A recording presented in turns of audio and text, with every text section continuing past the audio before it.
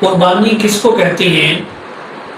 قربانی کہتے ہیں اللہ تعالیٰ کو راضی کرنے کے لیے اللہ کے نام پر ذوالحج کی 10، 11، 12 تاریخ کو جانور ذبح کرنا، یہ قربانی کہلاتا ہے۔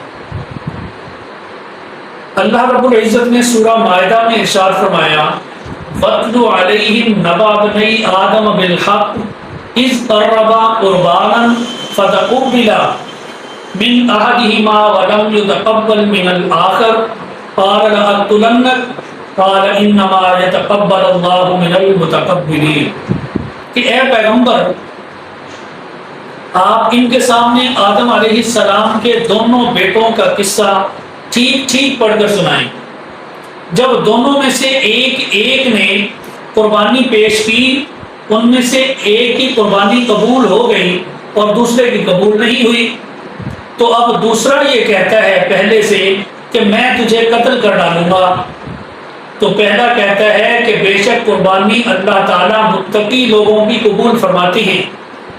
ایسے ہی اللہ رب العزت نے سورہ حج کے اندر ارشاد فرمایا وَلِكُلِّ أُمَّةٍ جَعَلْنَا مَنْسَكًا لِيَذْكُرُوا اسْمَ اللَّهِ عَلَى مَا رَزَقَهُم مِّن بَهِيمَةِ الْأَنْعَامِ، ہم نے ہر امت کے لیے قربانی مقرر کی تاکہ وہ چوپایوں کے مخصوص جانوروں پر اللہ کا نام لیں جو اللہ نے انہیں عطا فرمائے۔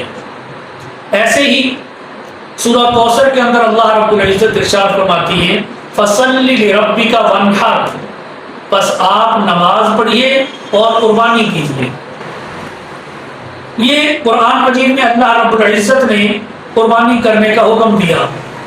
احادیث مبارکہ میں حضرت زید بن ارقم رضی اللہ تعالی عنہ سے روایت ہے کہ رسول اللہ صلی اللہ علیہ وسلم کے صحابہ نے سوال کیا کہ یا رسول اللہ ما هذه الاضاحی، یہ قربانی کیا ہے؟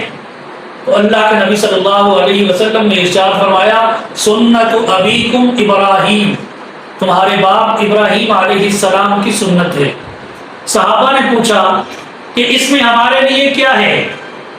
تو اللہ کے نبی صلی اللہ علیہ وسلم نے ارشاد فرمایا بکل شعرۃ حسنۃ، کہ ہر بال کے بدلے میں نیکی ہے۔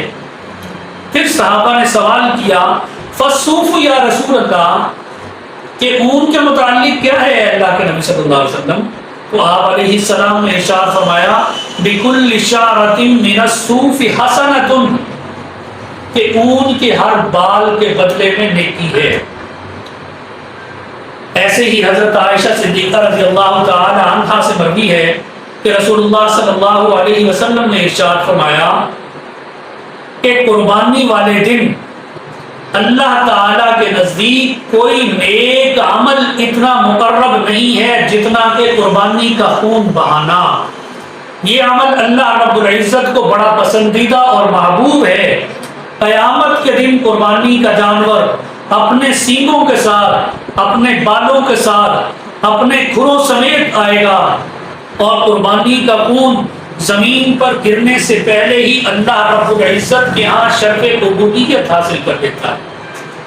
لہذا تم قربانی خوش دلی کے ساتھ کیا کرو۔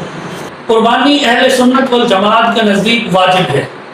امام فخر الدین ابو محمد عثمان بن علی الزیلعی فرماتی ہیں کہ تجب علی حر مسلم مقیم موسر علی نفسه لا عن طفله شاۃ او سبع بدنۃ یوم النحر الی آخر ایامہ، کہ 10 ذوالحجہ سے قربانی کے آخری ایام یعنی 12 ذوالحجہ تک، یعنی ہر اس آدمی پر جو آزاد ہو، مسلمان ہو، مقیم ہو اور صاحب نصاب ہو، اس پر ایک بکری یا ایک بڑے جانور کا 7واں حصہ اس کے اوپر اس کی قربانی کرنا واجب ہے۔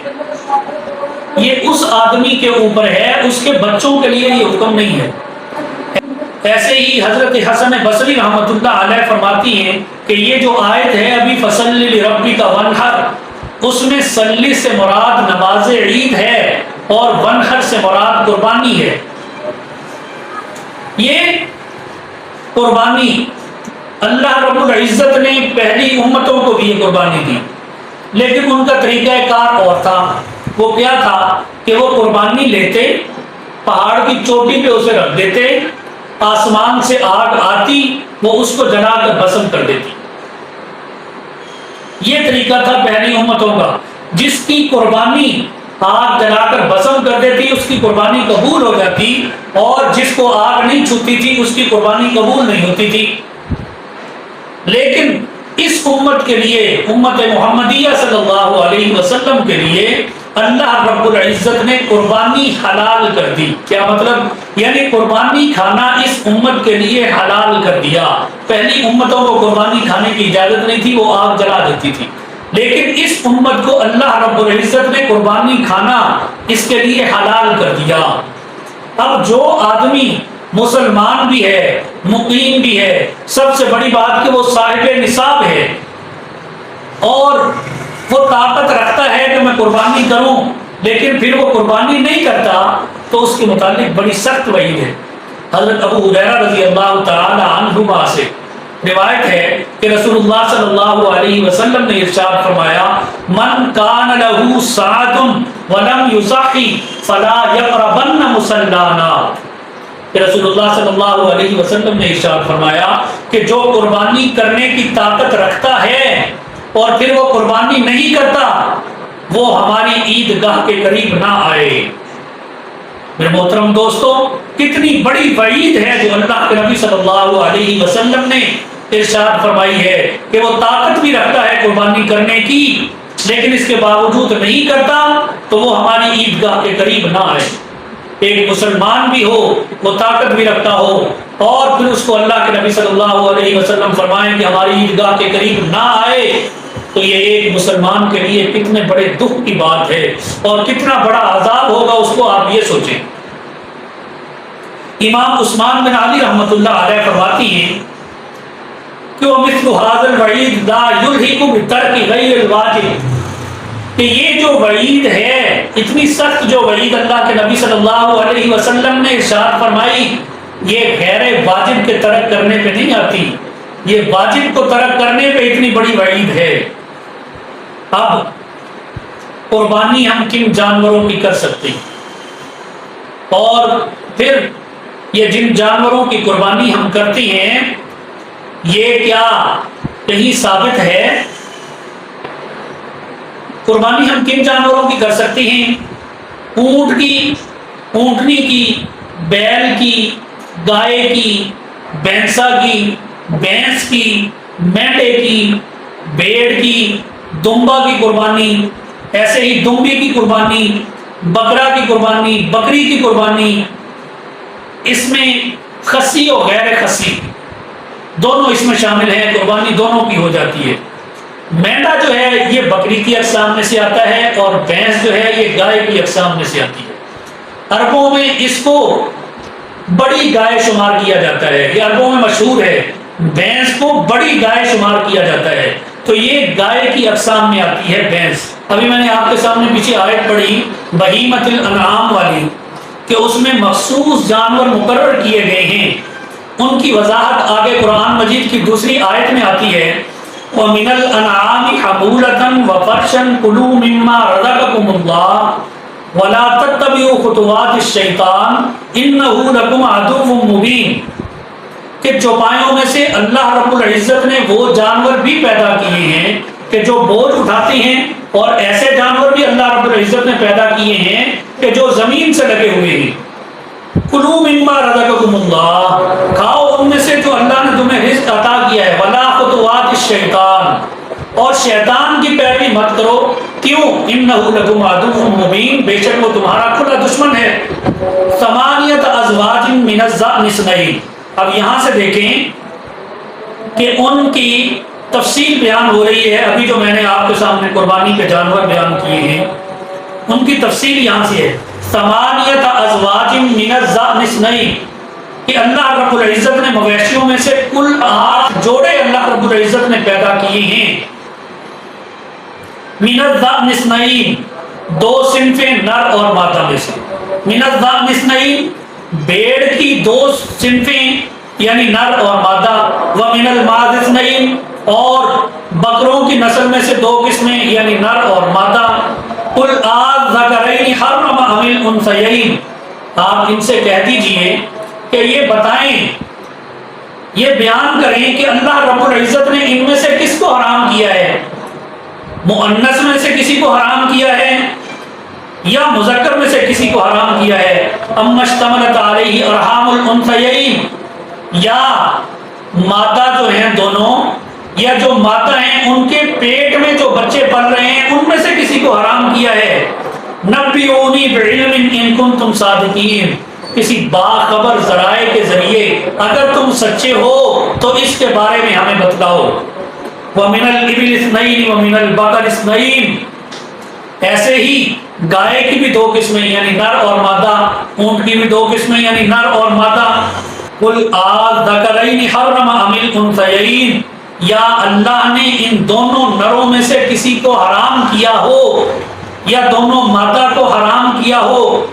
ام اشتملت علیہ ارحام الانثیین، یا ہر اس بچے کو جو ان دونوں نسلوں کے مادہ میں پل رہا ہے اللہ نے ان میں سے کسی کو حرام کیا ہو؟ کیا ہے ان کے پاس ایسی کوئی خبر کہ یہ مجھے بتلائیں؟ تو اس میں یہ جو بہیمۃ الانعام پہلے آیت پڑھی تھی اور اب اس کی تفصیل ہے، تو اس میں سے مراد کیا ہے؟ ثابت ہوا کہ 8 جانور ہیں، یعنی 2 بھیڑوں میں سے، 2 بھیڑوں میں سے، 2 بکروں میں سے، 2 اونٹوں میں سے اور 2 گاؤں میں سے۔ بھینس یہ گائے کی قسم ہے اور بکری جو ہے، مینڈا جو ہے یہ بکری کی قسم ہے۔ ایک مرتبہ حضرت ابو جعفر محمد بن علی رحمۃ اللہ علیہ فرماتی ہیں کہ ایک مرتبہ ایک آدمی نے حضرت علی رضی اللہ تعالی عنہ سے پوچھا کہ قربانی کے جانوروں کے متعلق حضرت علی سے سوال کیا کہ یہ کون سے جانور ہیں؟ تو آپ رضی اللہ تعالی عنہ نے جواب دیا کہ قربانی کا جانور 8 جانوروں میں سے ہوتا ہے۔ آپ نے اس آدمی کو یہ مسئلہ بتایا، لیکن اس دیکھا کہ وہ آدمی کچھ شک میں ہے، تو حضرت علی رضی اللہ تعالی عنہ نے اس سے فرمایا کیا تم قرآن پڑھتے ہو؟ اس نے کہا جی ہاں میں قرآن پڑھتا ہوں۔ آپ نے فرمایا تو کیا آپ نے قرآن میں اللہ کا یہ ارشاد نہیں پڑھا یا ایھا الذین آمنوا اوفوا بالعقود احلت لکم بہیمۃ الانعام، کہ اے ایمان والو اپنے معاہدوں کو پورا کرو، تمہارے لیے وہ چوپائے حلال کر دیے ہیں جو مویشیوں میں داخل ہیں۔ ایسے ہی حضرت علی رضی اللہ تعالی عنہ نے اس سے یہ ارشاد فرمایا کہ کیا تم نے اللہ رب العزت کا یہ ارشاد نہیں سنا لِيَذْكُرُوا اسْمَ اللَّهِ عَلَىٰ مَا رَزَقَهُم مِّن بَهِيمَةِ الْأَنْعَامِ، تاکہ جو چوپایوں کے مخصوص جانور پر اللہ تعالیٰ کا نام لیں جو اللہ نے عطا فرمائے۔ اور کیا اللہ رب العزت کا تم نے یہ ارشاد نہیں سنا وَمِنَ الْأَنْعَامِ حُمُولَةً وَفَرْشًا، اللہ تعالیٰ نے چوپاؤں میں سے بوجھ اٹھانے والے بھی پیدا کیے۔ بوجھ اٹھانے والے یعنی اونٹ اور بیل، وہ اللہ رب العزت نے پیدا کیے، اور ایسے ہی فرشا جو زمین پر لگے ہوئے ہیں وہ کون سے ہیں؟ یعنی بکری ہے، دمبا ہے، بھیڑ وغیرہ، یہ اللہ رب العزت نے پیدا کیے ہیں۔ اور پھر حضرت علی رضی اللہ تعالی عنہ نے یہ ارشاد فرمایا من الضأن اثنین، یعنی 2 صنفیں بھیڑوں میں سے، ومن البقر اثنین، اور 2 صنفیں گائے کی نسل سے، ومن الماعز اثنین، اور 2 صنفیں بکروں کی نسل سے، ومن الابل اثنین، اور 2 صنفیں اونٹ کی نسل سے۔ تو اس طرح یہ جو جانور آپ کے سامنے میں نے ابھی بیان کیے، حضرت علی رضی اللہ تعالی عنہ کی اس روایت سے یہ ثابت ہے کہ 8 جوڑے ہیں جن کی آپ قربانی کر سکتے ہیں، اور دمبا جو ہے وہ بکری کی قسم میں سے ہے، اور بھینس یہ گائے کی اقسام میں سے ہے۔